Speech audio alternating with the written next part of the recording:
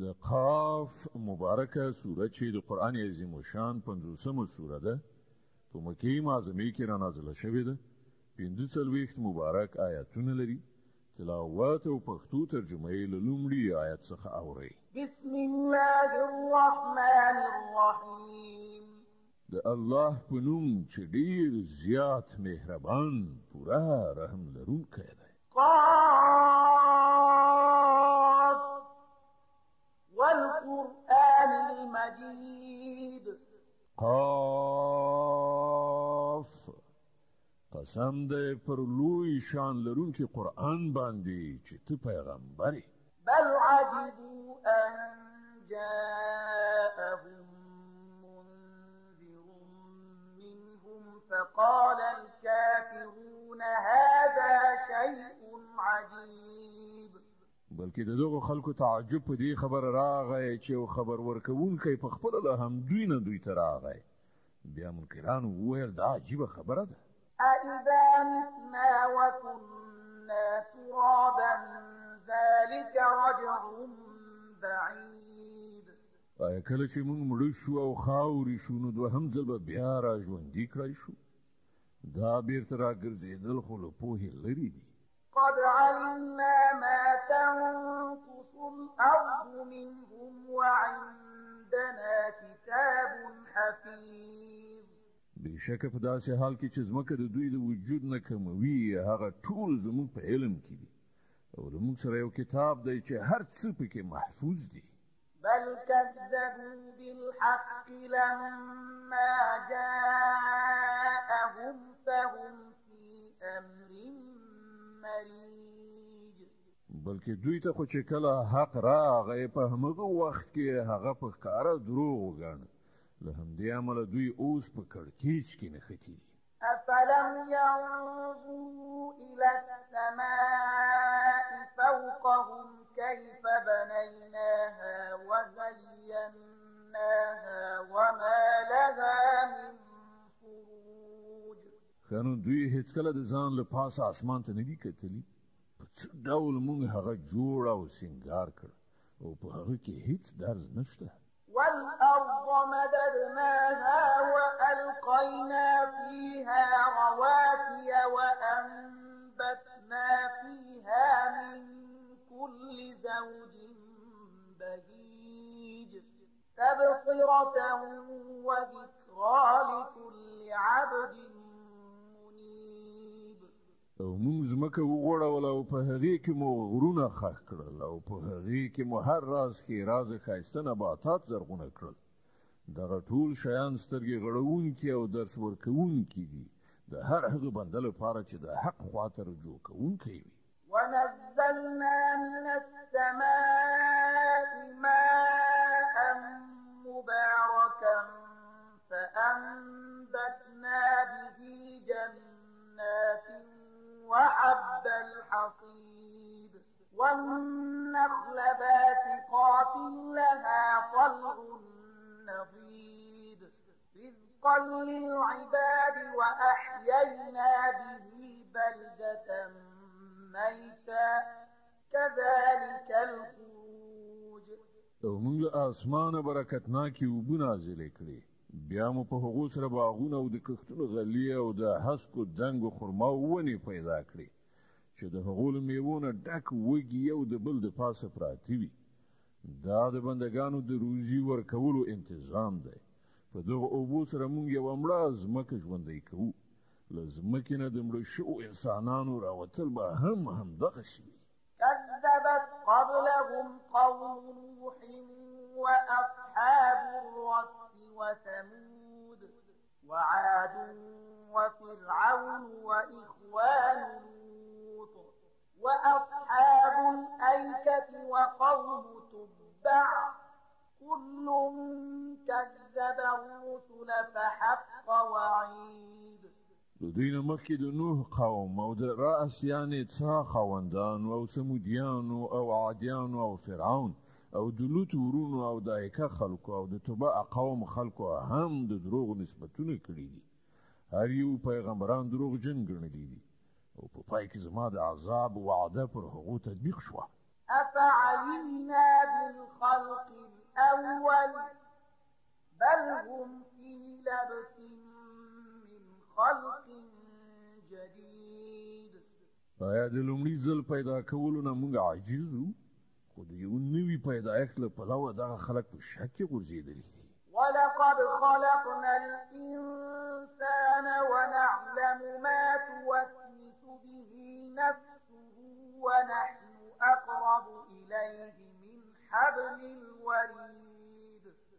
مونږ انسان پیدا کړی دی او ان د هغه په زړه کې را پیدا کیدونکو وسوسو باندې مونږ پوهیږو.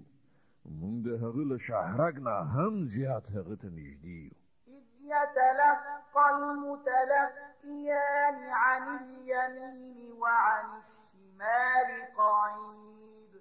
ما يلفظ من قول إلا لديه رقيب عتيد. او زمون پر دغه مستقیم علم برسېره دوه لیکونکي د هغه ښي او چپ لوري ته ناست هر څه ثبتوي. هیڅ داسې لفظ د هغه له خولې څخه نه راوځي چې د هغه د محفوظ ساتلو لپاره یو حاضر باش څارونکی موجود نه وي. وجاءت سكرة الموت بالحق ذلك ما كنت منه تحيد. بیا ګوره هغه د ځنکدن سلګۍ په حق راغلی. دا همغه شی دی چې ته ترېنه تښتېدلې، یعنې د هغه پر راتګ د ایمان نه درلود. ونفخ في الصور ذلك يوم الوعيد. او بیا به په هغه وخت کې په شپېلۍ کې پوکړی شي. دا د هغه ورځ چې تا ته ترې ویره درکول کېده. وجاءت كل نفس معها سائق وشهيد. او هر څوک په داسې حال کې راغی چې له هغو سره یو سوق کوونکی دی او یو شاهدي ویونکی. لقد كنت في غفلة من هذا فكشفنا عنك غطاءك فبصرك اليوم حديد. ورته ویل کېږي د دغې ورځې له پلوه ته په غفلت کې وې. مونږ هغه پرده لرې کړه چې ستا په مخ کې پرته وه او نن ستا نظر ښه تیز دی. وقال قرينه هذا ما لدي عتيد. د هغه ملګري عرض وکړ دا د هغه د اعمالو دفتر چې ماته سپارل شوی و حاضر دی. القيا في جهنم كل كفار عنيد مناع للخير معتد مريب الذي جعل مع الله إلها آخر فألقياه في العذاب الشديد. امر وشو غورځوئ په دوزخ کې هر سخت کافر چې له حق سره یې دښمني درلودله، د خیر مخنیونکی او له حده تېرېدونکی و، په شک کې غورځېدلی و، له الله سره یې کوم بل څوک خدای ګرځولی و، وغورځوئ هغه په سخت عذاب کې. قال قرينه ربنا ما أطغيته ولكن كان في ضلال بعيد. د هغه انډیوال به ووایي خدایه ما دی نه و سرکشه کړی بلکې دی په خپله په لرې ګمراهۍ کې غورځېدلی و. قال لا تختصموا لدي وقد قدمت إليكم بالوعيد. ځواب کې به وفرمایي زما په وړاندې جګړه مه کوئ، ما تاسې مخکې له بد عاقبت نه خبردار کړي وئ. ما يبدل القول لدي وما أنا بظلام للعبيد. زما په وړاندې خبره نه بدلیږي او زه په خپلو بندګانو هیڅ ظالم نه یم. يوم نقول لجهنم هل امتلأت وتقول هل من مزيد. هغه ورځ چې موږ له دوزخ نه پوښتنه وکړو آیا ته ډک شوې؟ او هغه ووایي نور څه شته؟ وأزلفت الجنة للمتقين غير بعيد. او جنت به د پرهیزګارانو لپاره نږدې راوستل شي، هیڅ به لرې نه وي. هذا ما توعدون لكل أواب حفيظ. وبه ویل شي دا د هغه شی چې له تاسې سره د هغه وعده کېدله د هر هغه چا لپاره چې ډېر رجوع کوونکی او ډېر د نفس ساتونکی و من خشي الرحمن بالغيب وجاء بقلب منيب ادخلوها بسلام ذلك يوم الخلود هغه چې د نالیدلي رحمان خدای نه ویریده او هغه چې له رجوع کوونکي زړه سره راغلی دی جنت ته له سلامتیا سره ننوځئ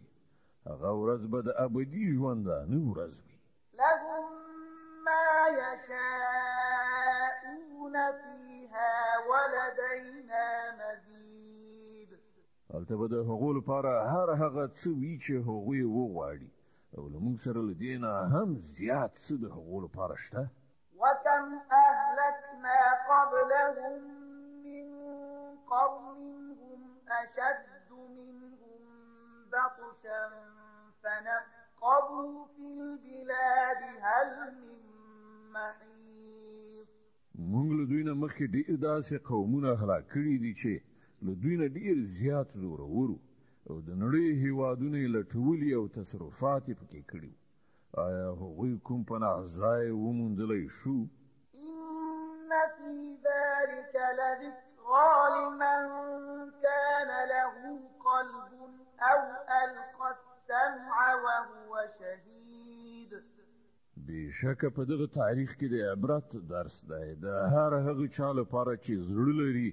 یا په پاملرنې سره خبره واوري ولقد خلقنا السماوات والأرض وما بينهما في 6 أيام وما مسنا من لغوب مونږ اسمانونه او ځمکه او د هغو په منځ کې ټول شیان په شپږو ورځو کې پیدا کړل او مونږ ته څه ستړیا ونه رسېدله فاصبر على ما يقولون وسبح بحمد ربك قبل طلوع الشمس وقبل الغروب ومن الليل فسبحه وأدبار السجود نو ای پیغمبره دغه خلک چې کومې خبرې جوړوي پر هغو صبر وکړه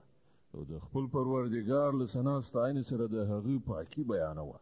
له لمر ختو او لمر پریوتو نه مخکې او د شپې له مخې بیا د هغه پاکي بیانه کړه او له سجده کولو نه له وزګارېدو څخه وروسته هم واستمع يوم ينادي المناد من مكان قريب يوم يسمعون الصيحة بالحق ذلك يوم الخروج او واوره په کومه ورځ چې به د هر چا له نږدې ځای نه غږ کوونکی غږ وکړي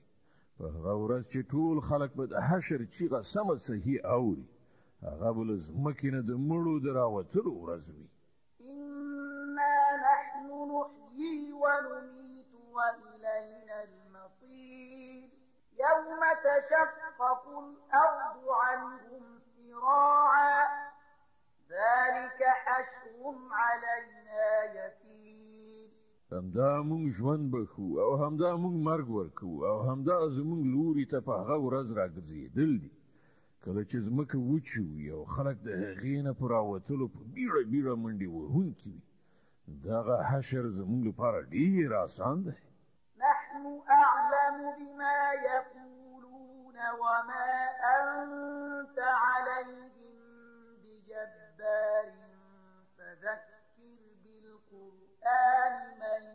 يخاف وعيد ای پیغمبره دوی چې کومې خبرې جوړوي موږ ورباندې ښه پوهېږو او ستا وظیفه په هغو باندې په زوره خبره منل یعنې اسلام ته اړول نه دي فقط د دغه قرآن په وسیله هر هغه چاته نصیحت وکړه چې زما له عذاب نه په ویرولو سره ویریږي